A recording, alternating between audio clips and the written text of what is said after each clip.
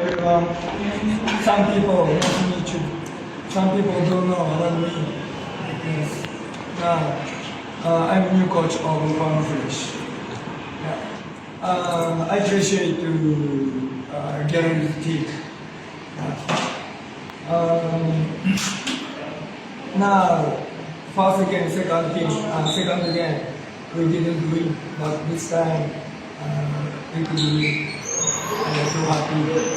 That's what I appreciate to Gallery's team. And thank you so much now. Thank you so much because during my play. So in the first time in half months, I never found. Yeah. But today just one win. But now my idea next game. Yeah. The players, everyone, will do performance. Yeah. So today is happy, very excited game, fantastic game. You're the best player of the game na after a 0 start for Farm Fresh. Ikaw pa personally, paano ba lang naman motivate yung sarili mo to have to be get this game? Siguro ko yun, yung mga last 2 games naman namin. And maganda naman yung performance namin. Talagang yun nga, since bago pa yung system, bago pa yung mga kasama.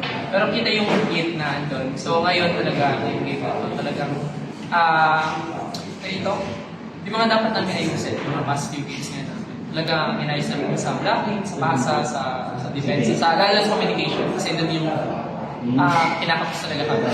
And yung end game. Siguro ngayon, din yung talagang pin-prepare namin dito sa countries. Kasi grabe nga din yung defense nila, kahit na bagong team sila. So, ano lang, tinapadan lang din namin yung sila. Thank you. Julina, first start for Farm Fresh this conference and the most you've played then in a while. Siguro gano'n lang din kasarap sa team, being able to contribute in getting this win. For me, kasi parang ang focus ko lang is kung ano yung ma-contribute ko sa team talaga and kung ano yung matutunan ko, kahit sa energy sa team, yun talaga yung ano ko. Kasi parang mananotice din talaga na first 2 games namin na siguro, syempre, new team and yung chemistry din talaga. Siguro, yun nga, talo kami ng first 2 games.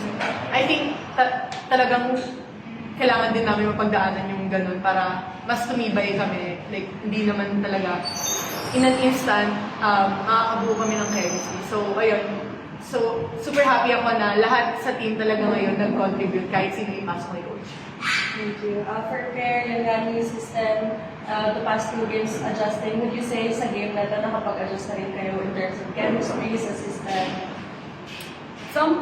Opo. Parang workout kasi namin siya during training. And parang during those past few games, kahit talo kami, parang nag-bond kami over it. Ang dami namin natutunan. Parang mas okay yung chemistry namin. So far, basta, in short, parang mas naging close kami lahat dahil doon. So, tas sama-sama kami nagpe-prepare, parang kami lahat as one. Andun yung puso. Para sa players, paano kayo nag-a-adjust under sa system ni Coach Koji and well, of course, galing din kayo sa Italian coach ngayon, Japanese naman. Thoughts nyo nandun? Under Coach Koji talaga, parang mostly naman ng training ng Pinoy din talaga. Asian training talaga. So, in terms of language din naman, madali rin naman intindihin si Coach Koji kasi parang he knows naman how to speak English talaga. And nandiyan naman din talaga si Ate Remy na talaga alam yung sistema ni Coach. So, nandun siya to help us. And ayun, naiintindihan din naman talaga namin si Coach. And yun nga, galing kami sa Italian na style. At first talaga, super hirap kasi yung sistema din talaga ni Lodi pang malalaking tao. And I think itong sistema ni Coach Koji ay swak na rin talaga sa amin since Asian style. So, ayun nga, actually, sabi na Jelena, mahirap yung biglang transition namin from European style to Asian style na volleyball. Pero yun nga, volleyball is volleyball din naman talaga. So, doon lang, nagtitiwala lang kami dun sa system ni Coach na yun.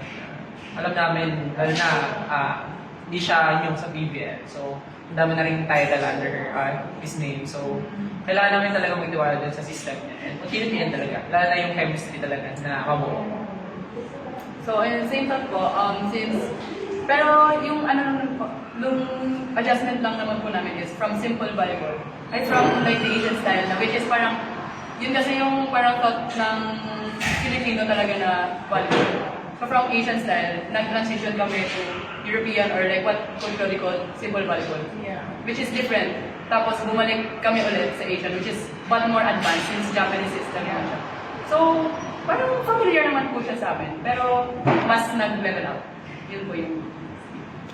Coach, what made you decide to join Farm Fresh for this conference? This time, this time too happy because I can coach this Farm Fresh. And now, I'm champion last time, but last time. This year I am a challenger. This is my player also challenger. Yeah. Starting with zero. Yeah. But they need more change the color. More change the color. Or change the color. Character. Color. Character. More change. So I want to make a fighting spirit team. I want more. But they want to win. But no easy. Win. No easy. Yeah. But so too happy because I can coach this foundation, but they can coach this young player. Yeah. This time, these two players always they have a chance on the court, but here no many chance on the court. But I know she have a lot of serve practice, a lot of practice, serve catch practice. So this time I made a chance. But she had a good performance today. Yeah. Practice is doesn't riot. Yeah. Should everyone this is player plus as an all player. Yeah. Today was a good performance, isn't it? Yeah. Coach, next game it will be against Zeus Coffee. So what will be the mindset heading into that game? Yes. I don't know. Start 50-50. Yeah. We do best. We have to prepare next game from tomorrow. No off. Yeah, do best next game also. Always we have to best 200. No 100. We can't win 200. Yeah. So we are challenging. We also challenging. Thank you, Coach. Thank you. Okay, thank you.